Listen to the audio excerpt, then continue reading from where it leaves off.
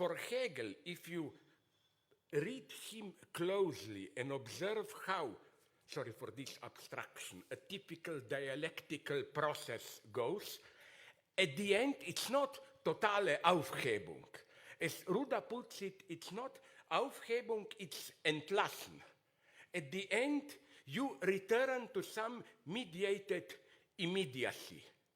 And also, in this sense, at the end of logic, nature is Entlassen. It's left out. And do you know, already when I was young, I'm sorry, I don't have time to go into this now, there were some intelligent Hegelians who pointed out that Hegel, if you read him closely, is much more appropriate to deal with ecological problems than Marx, because although Marx, in the last 10 years of his life, one must admit this, Marx was obsessed with the idea of how human industry perturbs the self-reproduction of nature and so on.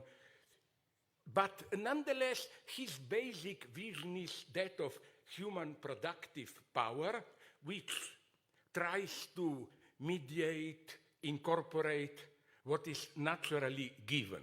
While for Hegel,